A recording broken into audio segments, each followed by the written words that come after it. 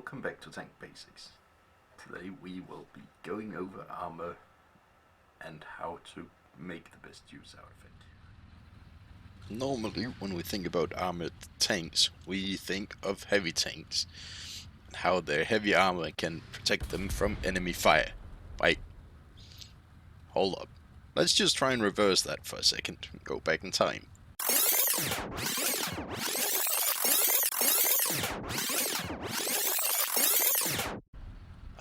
That's much better.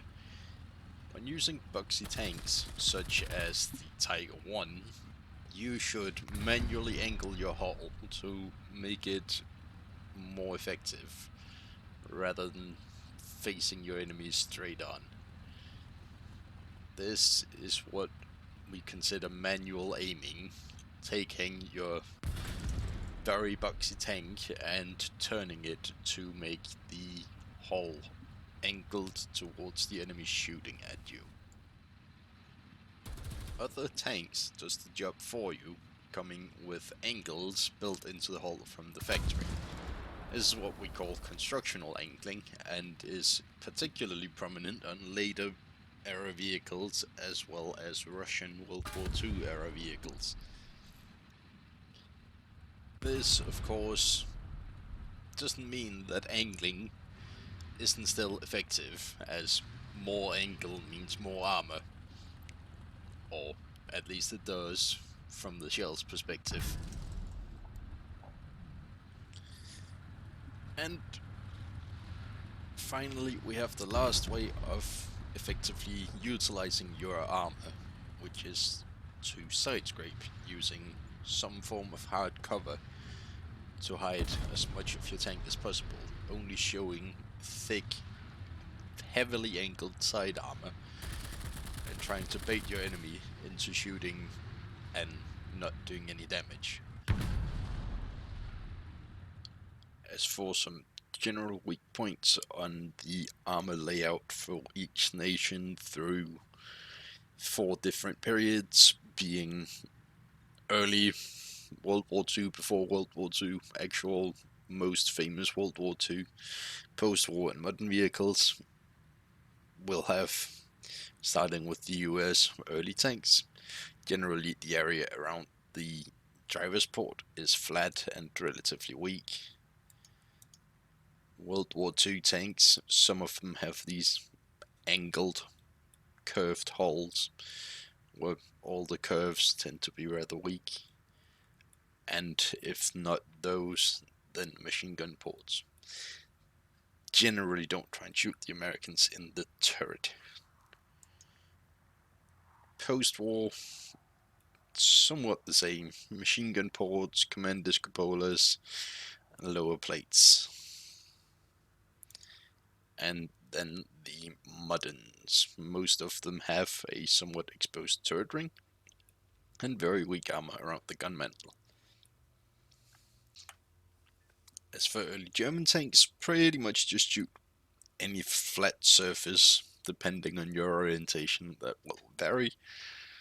The World War II vehicles tend to have fairly low turret cheeks, which is also the case on the Panthers especially, as well as lower glacis plates. Additionally, tank destroyers tend to be rather weak, not so much around the gun, but directly under the gun, and again, lower glacis plates also work. Post-war vehicles, you don't have any reliable armor. Your fronts can stop most autocannons, but sides and rear is just a weak point. And modern, we are again on lower glacis and the gun mantle area. Then we have Russia.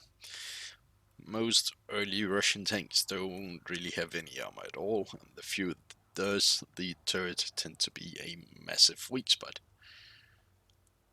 As for World War II, turret cheeks and gun mantle tend to be flat and relatively thin, And on top of that, a lot of Russian designs have very pronounced turret rings that, again, tend to be somewhat thin.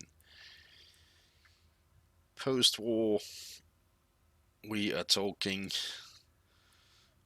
lower glazes and gun mantle in particular.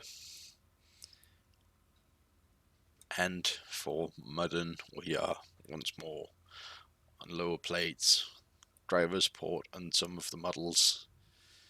The gun mantle, very small target though, and even if they're only angled a little, the Russians have rather weak side armor against the dart rounds the NATO nations use. And you can usually go right through the side at a relatively steep angle. Britain has a interesting ideology, having either none of the armor or all of the armor, particularly in early and World War II era vehicles. So basically shoot anywhere flat, as that's your best bet. The armor is generally the same thickness all over. As for World War II, lower glazes plates, usually flat, as well as the turret front and gun mantle, and you will go through easily and take out combat effectiveness. Post-war tanks, they focused a lot on hull down, so in general the hulls are weak, and if you just aim for lower glazes, you will always go through. Modern tanks is where the gun mantle weak point, to some extent also the driver's viewport, because it's all nicely flat in the same area, as well as the lower glazes are severe weak points as they further into the hull down style of design. Japan early on has absolutely no armor. World War II still has absolutely no armor. Post-war still, for the most part, has virtually no armor, although the Ho-Ri vehicles, the lower front plate is really weak, and the superstructure is nice and flat should you have enough pen to actually go through. As for modern, we are again back to not really having any armor at all, at least not for the BR. China is for the most part just different versions of American and Russian vehicles, and even when we get to post-war and modern times, it is still, if not directly derivative of, then heavily inspired by Russian technology. Early Italian vehicles have fairly decent armor, but it is extremely flat, so once more just shoot at any flat surface and you will go right through. For World War II, they have mostly American vehicles, so same as usual. Post-war, they go over to having no armor whatsoever, and shooting anywhere will go through. And for modern stuff, we are back to essentially just the hull being a weak point as a whole. French early vehicles involve a lot of fairly heavily armored stuff with good angling, so shoot the driver's port and the turret ring, as they tend to be flat and exposed. World War II, we are essentially back in exclusively American vehicles. Post-war, we are back to not having any armor to speak of, and most things will kill you no matter where you hit it. And modern, in this case with a 1390 as a placeholder, we are back to the usual for NATO of the lower glacis and the gun mantle. And finally, we have Sweden. Now, early Sweden does not have any armor to speak of, with the exception of the SDRV M31 that actually has quite strong armor on the rear of the tank. World War II tanks doesn't really change much, they still have absolutely no armor to speak of. Post-war, however, we have a lot of British vehicles, and we have probably one of the most famous tanks to ever come out of Sweden, the STRV 103 series, where your best two spots to shoot for is just below the gun, as you will either manage to go through the plate just below the gun, or at the very least your shell will bounce into the gun and take out the gun barrel.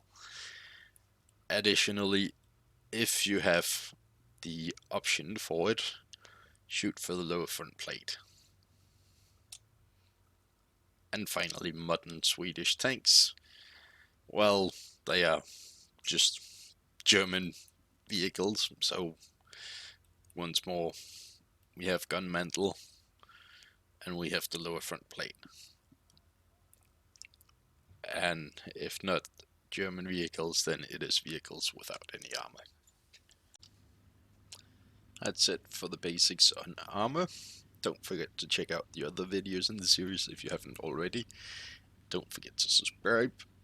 I will have the next tank basics out on Wednesday, and nothing in between then and now. And don't forget to go vote. I'll post a link down in the description below. See you guys.